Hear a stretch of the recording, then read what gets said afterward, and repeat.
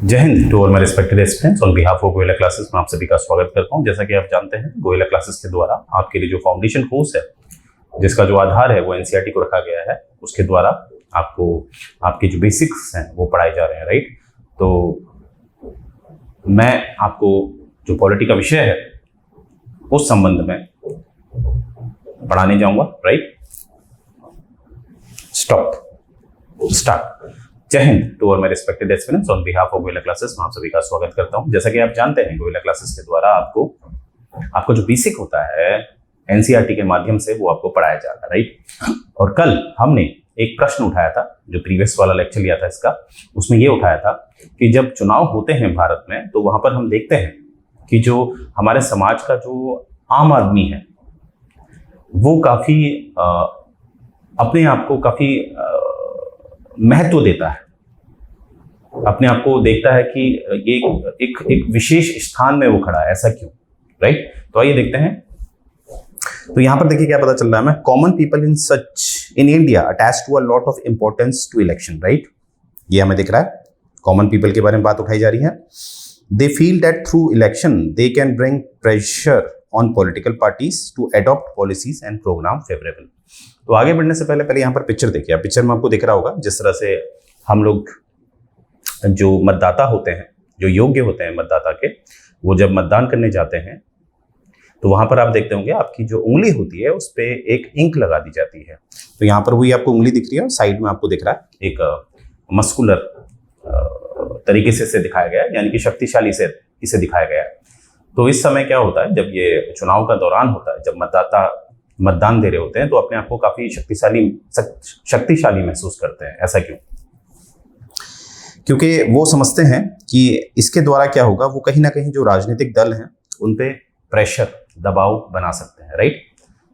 कि वो जो अपनी नीतियां हैं, जो उन्होंने वादा किया था, उसको लागू करेंगे या उन्होंने लागू नहीं किया है। अर्थात जिनकी सरकार है वो भी तो चुनाव में खड़े होते हैं, राइट। मानते हैं अभी वर्तमान में बीजेपी की सरकार है और 2024 में लोकसभा के चुनाव होने वाले हैं, तब भी तो बीजेपी खड़ी होगी। तो उस समय क्या है, जो मतदाता होंगे वो कहीं ना कहीं ये आधार बना सकते हैं कि आपने जो वादा किए थे वो तो निभाया नहीं, राइट। तो ये भी दबाव बना सकते हैं राजनीतिक दल पे, राइट। तो ये बात इसमें बताई गई है। और जितनी भी इनकी नीतियां होती हैं सरकार की, जितने भी इनकी योजनाएं होती हैं, ठीक है, वो कहीं ना कहीं ऐसी होनी चाहिए कि वो जो आम जनता है उसके समर्थन में होनी चाहिए, राइट। तो ये बात इसमें बताई गई है। तो यहाँ से हमें क्या जिस्ट मिलता है, जिस्ट ये मिलता है, इसका सारांश ये मिलता है कि जब भी चुनाव होते हैं वहां पर जो आम आदमी होते हैं वो अपने आप को एक ऐसी स्थिति में देखते हैं जो बहुत शक्तिशाली होती है, राइट। आगे हम देखते हैं। अब आप देखिए यहाँ पर पिक्चर देखिए। पिक्चर में आपको क्या दिख रहा है, सब कुछ समझ में आ जाएगा। पिक्चर में आपको दिख रहा होगा कि आजकल हमें दिखता है कि जो जनता है, जो आम लोग हैं, वो बढ़ चढ़कर जो राजनीतिक दल होते हैं उनका हिस्सा बनती है। अर्थात लोग बढ़ चढ़कर जो हमारे, चाहे बीजेपी है, चाहे कांग्रेस है, चाहे आम पार्टी है, उसमें बढ़ चढ़कर हिस्सा ले रहे हैं। ये हमें दिखता है। ऐसा क्यों होता है, आइए देखते हैं। तो यहाँ से ये बताया जा रहा है कि कहीं ना कहीं जो वोटर्स हैं, जो मतदाता हैं, वो चुनावों में जो चुनाव की गतिविधियां होती हैं, जो प्रचार होते हैं, वहां पर बढ़ चढ़कर उनकी जो भागीदारी है वो बढ़ती जा रही है। कुछ वर्षों से ये देखा जा रहा है, राइट। अगर बात करें 2004 की, चुनाव जो थे, more than 1/3 voters took part in a campaign relative activities. यानी कि अगर कोई जो वोटर्स हैं, अब जैसे मैंने आपको ऑलरेडी पढ़ाया है, हमारा एक निर्वाचन क्षेत्र होता है जिसे हम इंग्लिश में कंस्टिट्यूएंसीज कहते हैं। मानते हैं एक कंस्टिट्यूएंसीज में 90 सीट है, 90।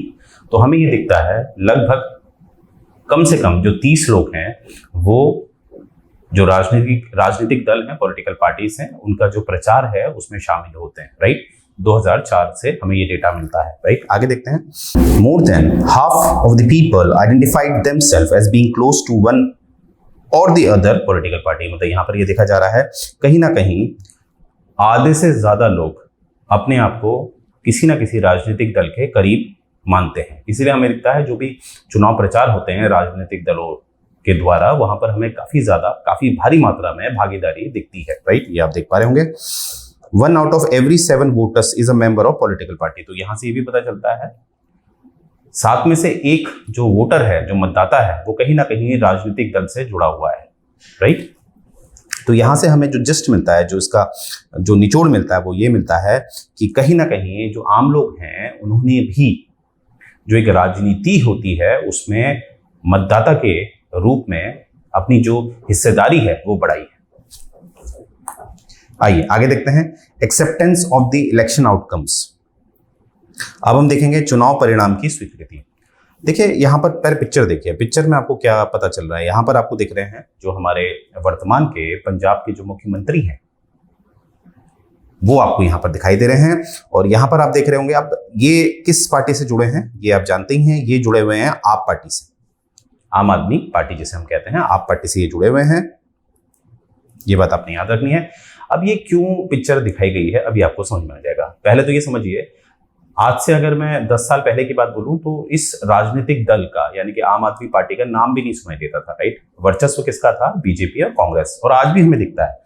परंतु अब हमें क्या दिख रहा है, जो नया ट्रेंड हमें दिख रहा है वो ये दिख रहा है कि जो छोटे छोटे राजनीतिक दल हैं वो अपना सरकार में अहम भूमिका निभा रहे हैं। अर्थात अब आप दिल्ली में देख लीजिए, अरविंद केजरीवाल के नेतृत्व में, लीडरशिप में आप पार्टी हमें कहां दिखती है? दिल्ली में। वैसे ही पंजाब में भी दिख रही है, right.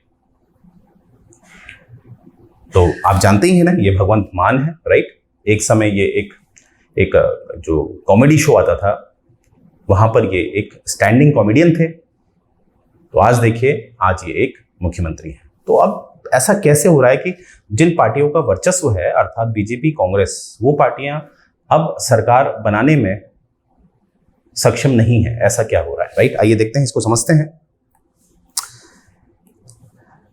One final test of the free and fairness of the election has in the outcome itself। अब देखिए, हम कहते हैं लोकतंत्र में, जैसे कि ऑलरेडी प्रीवियस क्लास में मैंने आपको एनसीईआरटी के माध्यम से ये सिद्ध किया था कि भारत के जो चुनाव हैं वो एकदम निष्पक्ष हैं, फ्री एंड फेयर है, ठीक है। तो आज हम देखेंगे ये, और इसका एक साक्ष्य हमें मिलता है। ये दर्शाता है जब कोई छोटी पार्टी अहम भूमिका निभाती है, अर्थात आप पार्टी दिल्ली में भी हमें दिखती है राज्य स्तर पे, और हमें बहुत सारे राज्य, खासकर जैसे माफ कीजिएगा, जैसे कि पंजाब हमारा है, पंजाब में भी हमें आप पार्टी की सरकार दिखती है। ये इसलिए हो पा रहा है क्योंकि जो चुनाव है वो काफी हद तक कैसे हैं? निष्पक्ष हैं। अगर इसमें पक्षपात होता तो आप सोचिए कि कभी भी कोई छोटे राजनीतिक दल हैं वो सरकार नहीं बना पाते अगर पक्षपात होता। तो ये सिद्ध करता है कि भारत में जो चुनाव होते हैं वो एक लोकतांत्रिक चुनाव होते हैं, क्योंकि लोकतांत्रिक चुनाव की एक जो अहम विशेषता है वो है निष्पक्ष चुनाव, जिसे हम इंग्लिश में कहते हैं free and fair election, right. आगे देखते हैं। आगे हमें ये आपको दिख रहा है, ये यहाँ पर कांग्रेस का झंडा, माफ कीजिएगा, कांग्रेस का जो चिन्ह है वो रखा गया है। ऐसा क्यों रखा गया कि the ruling parties routinely lose election in India both at national and the state level। इसीलिए आपको दिख रहा है कांग्रेस को इसलिए इस्तेमाल किया गया यहाँ पर कि जिस तरह से कांग्रेस का जो दबदबा जब हमारा भारत आजाद हुआ था, तो अगर मैं बोलूं कि 5वीं लोकसभा तक हमें कहीं ना कहीं कांग्रेस का दबदबा दिखता था, और जो 6वीं लोकसभा है वहां से हमें दिखता है कि कांग्रेस का दबदबा थोड़ा कम होते हुए दिखता है। और वर्तमान की स्थिति, अगर मैं 16वीं और 17वीं लोकसभा जब गठित हुई है हमारी, वर्तमान की तो 17th लोकसभा है हमारी, तो यहां से तो हमें दिखता है कि जो कांग्रेस है उसका दबदबा कम होते जा रहा है। तो अगर मैं इसे एक ऐतिहासिक पहलू से देखूं तो मुझे समझ में आता है कि कांग्रेस का जो एक समय बहुत दबदबा था, वर्चस्व था, आज वो कम दिखता है। तो ये भी एक आधार बनता है कि हमारे वहां जो चुनाव हैं वो कैसे हैं? वो एक लोकतांत्रिक चुनाव है जिसमें पक्षपात नहीं होता है, राइट। आगे देखते हैं, इसमें एक तुलना करी गई है यूएस से, ठीक है। यूएस में ये कहा गया है जैसे वहां पर जैसे भारत में कांग्रेस का दबदबा हुआ करता था एक समय, वैसे ही यूएसए में भी दबदबा है, क्योंकि यूएस को आज़ादी जो मिली थी 1776 में, 1776 में, तो जिस पार्टी द्वारा मिली थी वो पार्टी का आज भी दबदबा दिखता है यूएसए में। तो इस आधार पे हम कह सकते हैं कि हो सकता है वहां के जो चुनाव होते हैं वो एकदम लोकतांत्रिक चुनाव ना हो, वहां पर जो सरकार है वो कहीं ना कहीं अपना जो एक शक्ति का प्रयोग करती होगी चुनाव पे, परंतु भारत में ऐसा हमें नहीं दिखता है। कारण क्या है? क्योंकि जो छोटी छोटी राजनीतिक दल हैं वो भी हमें एकदम प्रत्यक्ष रूप से दिखती हैं। उदाहरण पंजाब आप पार्टी, दिल्ली आप पार्टी, राइट। आगे देखते हैं। अब यहां पर देखिए लालू प्रसाद यादव जी की क्यों फोटो लाई गई, आपको पता ही है लालू प्रसाद यादव जी का काफी वर्चस्व है राजनीतिक क्षेत्र में, और यहां पर जो इनकी जो पिक्चर लगाने का जो हमारा कारण है वो ये है कि आप जानते ही होंगे चारा घोटाले के बारे में, तो लालू जी ने इसके एवज में जेल भी काटी है। अर्थात ये ऐसे राजनीतिक नेता हैं जिनके चरित्र पे कहीं ना कहीं उंगली उठी है, ठीक है, यानी कि इनका जो जो दामन है वो साफ नहीं है। तो आइए, ऐसा अब पिक्चर हमने क्यों डाली है? जो प्रत्याशी candidates who are known to have spent a lot of money on buying votes and those with known criminal connection often lose election। तो अब हमें क्या दिखता है? ऐसे लोग, ऐसे नेता जो कहीं ना कहीं जब चुनाव हो रहे हैं तो चुनाव खरीदते हुए पाए जाते हैं, या कहीं ना कहीं किसी जो उन पे फौजदारी मामले हैं, जिसे हम क्रिमिनल केसेस हैं, वो चल रहे हैं, तो देखा ये जा रहा है कि उनको अब वो चुनाव नहीं जीत पा रहे हैं। तो इससे हम क्या समझ पा रहे हैं कि पहले तो जनता बहुत जागरूक है, जनता जानती है किसको बैठाना है, आम लोग जानते हैं। दूसरा यह है कि जो चुनाव हैं वो एकदम बिना पक्षपात के होते हैं, अर्थात चुनाव लोकतांत्रिक हैं। तो ये भी हमें एक साक्ष्य एविडेंस मिलता है कि ऐसे लोग जिनका क्रिमिनल रिकॉर्ड है वो अब चुनाव नहीं जीत पाते हैं। आपने देख ही लिया, अब लालू जी का जो करियर है, राजनीतिक करियर है, वो खत्म हो चुका है, right. Barring few disputed election, the electoral outcomes are usually accepted and people's verdict by the defeated party। यानी कि ये देखा जाता है कि जैसे जो भी नतीजे आते हैं चुनाव के पश्चात, जो परिणाम आता है, चाहे कितना भी वर्चस्व है उस राजनीतिक दल का, अगर वो हार गई है तो वो स्वीकार कर लेती है, क्योंकि वो ये मान लेती है कि ये जो फैसला है ये जनता का है, ठीक है। इसीलिए आप देख रहे होंगे कि जो आम जनता है उस पे कहीं ना कहीं उसकी जो भूमिका है वो काफी अहम हो गई है।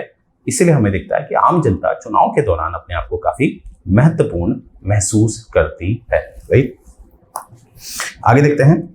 यहां पर देखिए अरविंद केजरीवाल जी, ठीक है, दिल्ली की सरकार, दिल्ली राज्य की सरकार के मुखिया हैं, मुख्यमंत्री हैं। तो आइए इनकी फोटो क्यों डाली है?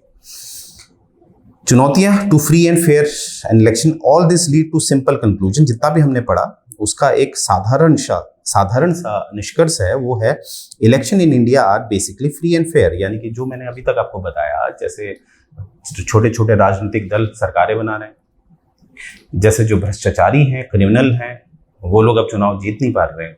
तो इससे क्या पता चलता है कि भारत के जो चुनाव हैं वो एकदम निष्पक्षता के साथ होते हैं, लोकतांत्रिक चुनाव होते हैं, राइट।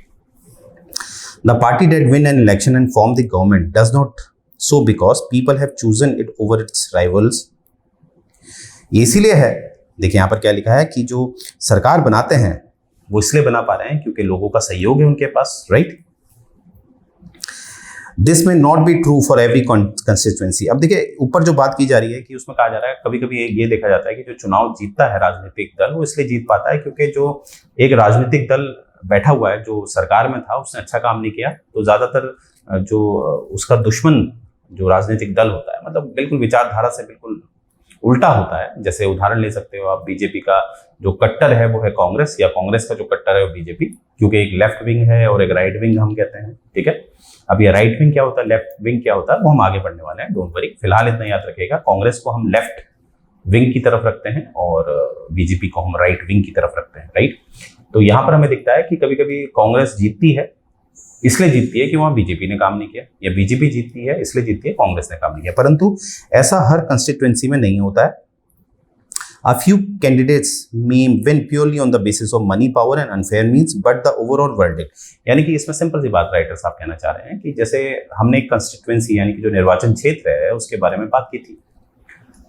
अब हमने देखा कि देखिए जो परेशानियां हैं, जो समस्याएं हैं, जो भ्रष्टाचार है, मैंने बताया था राजनीतिक के क्षेत्र में आप उसको कभी भी शून्य नहीं कर सकते, जीरो नहीं कर सकते, पूरी तरह से खत्म नहीं कर सकते, कुछ तो रहेगा। इसीलिए अगर किसी क्षेत्र में 100 कंस्टिट्यूएंसीज हैं तो वहां पर हो सकता है 1-2 कंस्टिट्यूएंसीज में जो चुनाव हुए हैं वो पक्षपात के द्वारा हुए हैं, यानी कि कुछ गड़बड़ी हुई है, कुछ धांधली हुई है, परंतु जो अन्य जो हैं उनमें कहीं ना कहीं जो चुनाव होते हैं वो बिना पक्षपात के, यानी कि एक लोकतांत्रिक तरीके से होते हैं। अर्थात अगर इसकी तुलना अगर पिछले 25 सालों से की जाए तो काफी फर्क है, भ्रष्टाचार काफी कम हो गया है। ऐसे लोग सरकार में बहुत कम आ पाते हैं जिनके पीछे आपराधिक मामले हैं, राइट। देख लीजिए वर्तमान में आपके जो एक्सटर्नल अफेयर मिनिस्टर हैं, विदेश मंत्री हैं, वो एक डिप्लोमेट है, ठीक है, यानी कि IAS का पेपर निकाल के आए हैं वो। इस तरह की नीतियां बनती हैं हमारे, राइट। इसीलिए आप देख रहे हैं G20 सम्मेलन भारत में हो रहा है, तो भारत अंतर्राष्ट्रीय स्तर पे कहां पहुंच गया है आप देखिए, राइट। आगे देखते हैं, there are very few exceptions. अब देखिए यहाँ पर हमारा कुछ क्वेश्चंस आएंगे, ठीक है, प्रश्न और आते हैं मन में, देखते हैं क्या है।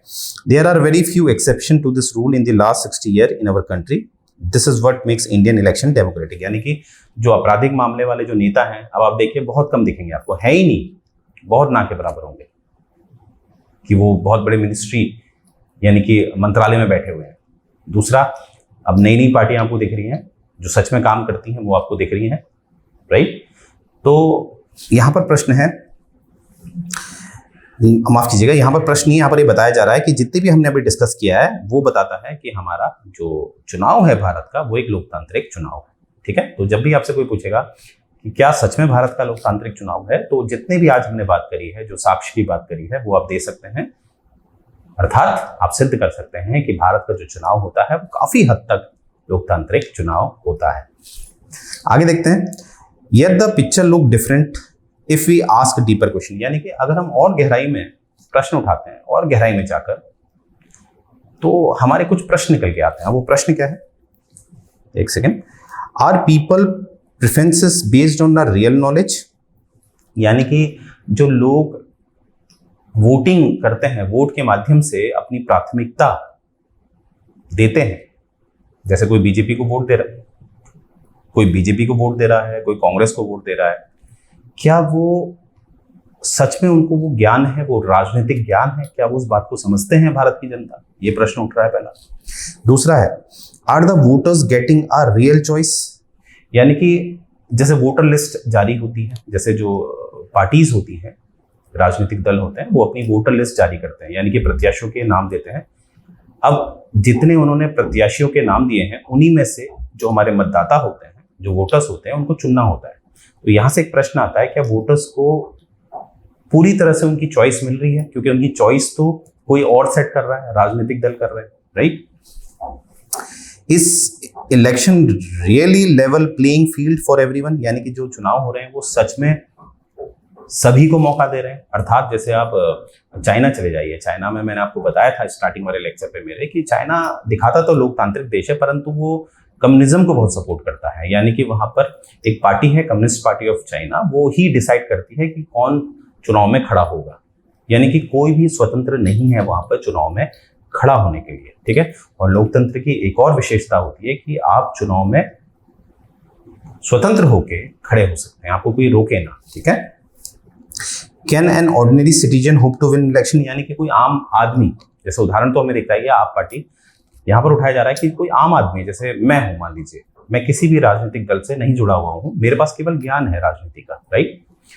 क्या मैं चुनाव में खड़ा हुआ, क्या मैं जीत पाऊंगा? तो ये प्रश्न अगर आप ध्यान से देखेंगे कितने गहरे प्रश्न है, राइट। आइए देखते हैं, अब यहां पर बताया जा रहा है कि देखिए, यहां पर आप देखिएगा, ये है एक न्यूज, देखिए आप 2022 की न्यूज है, ये है नवाब मलिक, ठीक है। ये कौन है? नवाब मलिक। ये महाराष्ट्र के एक कैबिनेट मिनिस्टर रह चुके हैं, याद रखिएगा, महाराष्ट्र के कैबिनेट मिनिस्टर रह चुके हैं। इनका कनेक्शन बताया गया है दाऊद इब्राहिम से, इसलिए इनको देखेंगे आप, जो विजिलेंस की टीम है उन्होंने इनको पकड़ा है, क्योंकि ये देखा गया था 2022 में, पिछले साल, कि ये जो हमारे नवाब मलिक साहब हैं, ये जो दाऊद, जो एक टेररिस्ट की कैटेगरी में आते हैं, उनके पैसों के लिए इन्होंने कोई मनी लॉन्ड्रिंग का कुछ गेम किया था। And what is this money laundering? Money laundering को अभी आप ऐसा समझ सकते हैं, जहां पर हम काले धन को वाइट करते हैं, ब्लैक मनी को वाइट करते हैं, तो ये लिप्त पाए गए।